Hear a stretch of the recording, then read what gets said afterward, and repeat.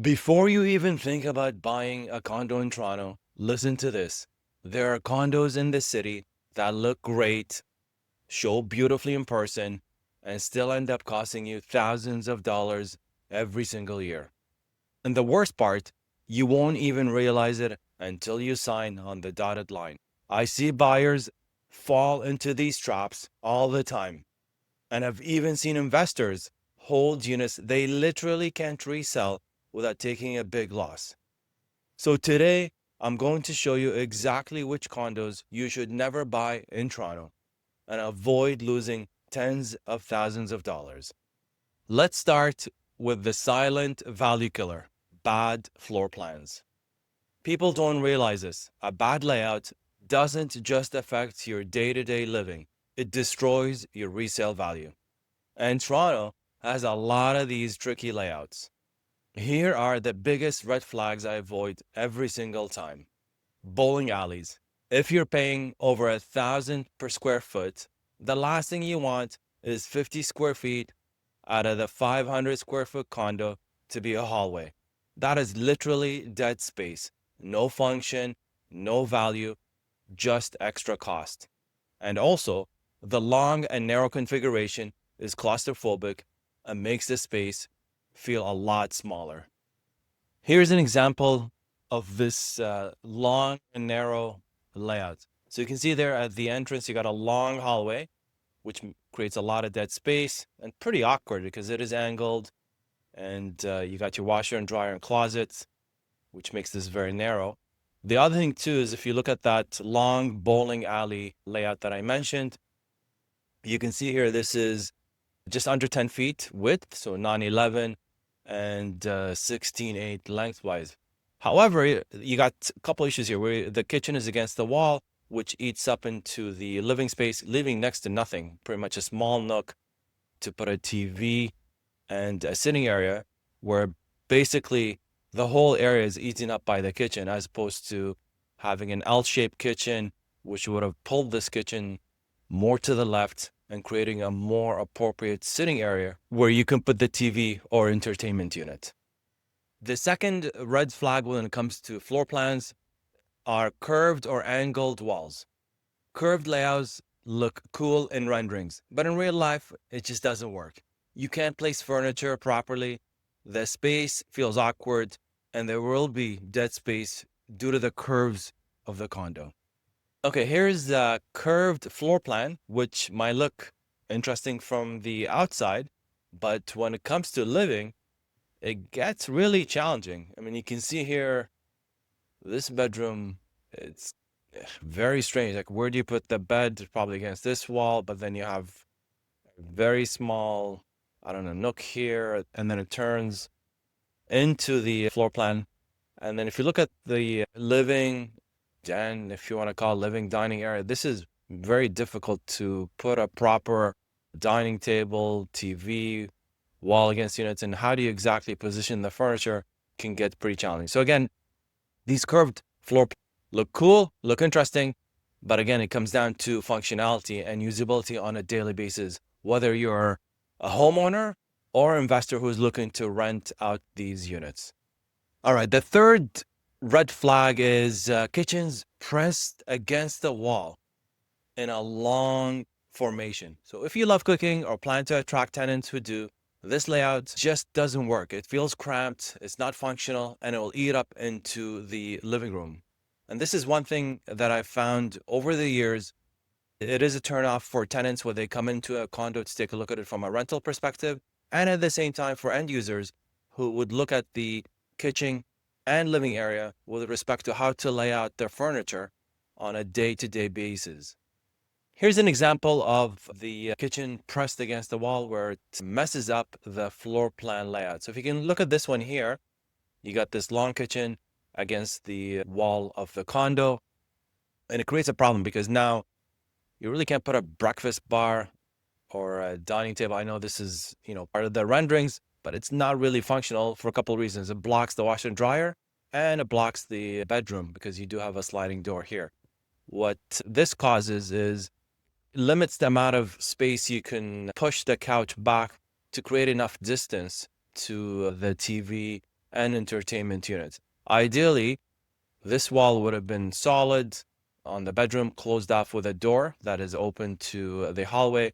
So this would have created the ability of the kitchen to be an L-shaped. So you got a kitchen that starts here, goes across and turns. So you have an L-shaped kitchen, and then it stops somewhere in the middle. And then you can have a proper sitting area where you can put the TV against the wall, and you have an L-shaped couch facing that TV with a decent width to distance between the couch as well as the entertainment unit. The fourth silent killer is small, dark dens. A small den that is not functional and has no natural light is not practical. It'll end up being used as storage. Here's an example of a small, dark den. So in this case, for this specific condo, once you walk in, you have your closet, washer, and dryer, which makes sense. But then on the right side, you can see there's a small square den that is very dark. We'll never see the day of light. And in reality is very few people want to sit in a very small dark space and work all day or work from home 2 to 3 days out of the week. It's just not a good space. This floor plan would have been much better had this bathroom been flipped here. I do realize it would have moved further away from the bedroom, but again, bathrooms are, people go in, do what they need to do and leave. This would have been ideal. And then this den would have been in this pocket, open, without any walls. So basically you just have a U shape, a wall there, obviously the exterior of the condo, and then a wall there. And this is fully open onto the kitchen and living dining area, which have created a more open feeling to the condo layout. What do good floor plans actually look like? Let me show you what types of layouts I love. The ones that sell fast, rent easily, and just make sense. For one bedrooms, no wasted entryway space. An L-shaped kitchen. A proper living area, wide enough you can actually furnish. A clean, boxy layout. What I call wide and shallow. No curves. These units are efficient, easy to rent, and always in demand. Let me show you some good floor plans. So in this case, this is a very small 1+ den, but it's got the, when you initially look at it, you can see that it's got a kitchen right against the wall. However, because it's wide and shallow, it actually has enough space to put a proper entertainment unit, L-shaped couch, or just a couch and a couple of seats. This is one of the condos that some of my clients own, and it's a very good layout because it brings in a lot of sunlight and daylight with the floor-to-ceiling windows. The distance between the kitchen at the end of the condo is enough to put a kitchen, a small breakfast bar, and an L-shaped couch with an entertainment unit, and it works out really well. In the entrance, there is a small nook for a den. And again, it's really a nook, but it's enough space to put a desk and work from there. And it does give you a bit of an open feel because it is open to that kitchen area. This one is one of my favorite 1+ den layouts. And you can see here, as soon as you walk in, you have the bathroom set up at the entrance. And this is, if you look at a couple of previous layouts where they had a den at the entrance, in this case, they did it properly. They put a bathroom. Again, at the end of the day, it doesn't really matter. You turn on the lights, you spend whatever time you need to spend, and leave the bathroom. It has the L-shape kitchen with a breakfast bar. So again, that's a good positive. It has the open den, which is open to the living dining area. This is wide enough. It's it's almost 11 feet wide and long. Although it has a bit of a curvature, it actually not as curved as this floor plan is showing, but it's decent enough to have a proper TV, entertainment, L-shaped couch, love seats, whatever the case may be, but it's really efficient and spacious to put a dining area. The clients of mine have a dining table here, and they have the full sitting area towards the window and the balcony. And the bedroom is very spacious with a decent den size to work from home. So they do have an L-shaped desk set up where they can work from home a few days out of the week. Okay, here we have a 2-bedroom, and this is a good layout. And This is a bit of a unique condo because it has windows on the north side, the west side, as well as the south side. So it has a lot of daylight, and it's got the wraparound balcony. But nevertheless, if you take out the balcony on the west side and even on this side, it's laid out very efficiently. So you walk in, you got your den, which has a lot of daylight, whether it's just facing one side or two sides, but it got decent daylight. You got your storage washer and dryer on the other side of the kitchen. You have the L-shaped kitchen, which is key. And again, that creates enough space to put a TV unit, sitting area to entertain and watch TV. So it's, again, very good layout. And then the bedrooms are on the second half, if you want to call it, the floor plan, which gives you privacy. And again, both of them have windows to bring in a lot of daylight, with the bathrooms tucked in. And again, the bathrooms are the dark areas of condos, and they're tucked in places where they don't need access to the outside, glass windows, that type of stuff, because it's just, people use the bathrooms for whatever they need and get out. So they do not need to be sitting on the exterior walls where there's sunlight. This is, again, one of my favorite 2-bedroom layouts. It's laid out very efficiently, and it's pretty much used every single square foot of that condo. The next type of condos I would avoid: buildings overloaded with amenities and outdoor pools, saunas, golf simulators, jacuzzis, rooftop bars. All of it sounds amazing, but here's the reality. You're paying for all of it.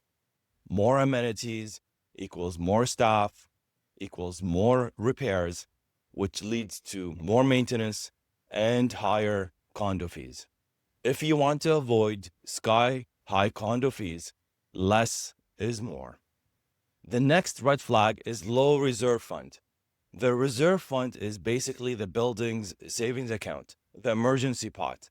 If the reserve fund is low and something expensive breaks, such as a roof leak, a garage issue, or elevators, the board has 2 options: increase everyone's maintenance fees or charge a special assessment. If the financials look weak, which you can tell via status certificate review by a lawyer, walk away. Here are condos to avoid, regardless of floor plan layouts or condo corp financials. First, low floor on top of a garage entrance or garbage bins storage. Garage entrance in and out of the building is busy. Lots of traffic and pollution on a regular basis. For a condo located right above the garbage bins, the odor is a major issue. Second, buildings with no setbacks. This is important for buildings surrounded by empty space, such as a parking lot. Eventually the parking space will be converted to a building. Having proper setback and wide sidewalks is key. This is done really well in Canary District. Third, buildings with short-term rentals. Buildings dominated by short-term rentals feel like hotels. Higher turnover, excessive wear and tear will result in higher maintenance fees or special assessments and difficulty in selling, since end users do not want to live in buildings that feel like hotels and have no sense of community. Fourth, units next to elevators or garbage chutes. You will hear the elevator cables, people waiting, coming in and out of the elevators. You will smell and hear people disposing of garbage and recycling through all kind of hours. It is a big turnoff. Fifth, north-facing units. If you're like me and love natural light, avoid north exposure. Winters are long and dark here. Anything but north gets decent natural light. North is dark and gloomy. 6, elevators ratio. A building with an elevator to 120 to maximum of 150 units is decent. Higher than that, the lineups are long, especially during rush hour when residents are leaving to work or coming home in the evenings. If you live high up, then the elevator is your only choice. But if you live on a middle floor, taking the stairs could be an option to get your daily steps. These are the Toronto condos I would personally never buy. And after working with buyers, sellers, and investors across the city, these patterns repeat themselves over and over again. At the end of the day, the goal is simple. Buy a condo that holds value, rents easily, gives you a great living experience, and is desirable when the time is right to sell it. If you're new here, I help people navigate through the Toronto real estate market. If you want the latest news and honest advice without the sales pitch, do me a favor. Hit the subscribe and like buttons so this information can get to more people. If you want help with your home selling or buying journey, reach out via the link in the description below. Thanks for watching, and I'll see you in the next one.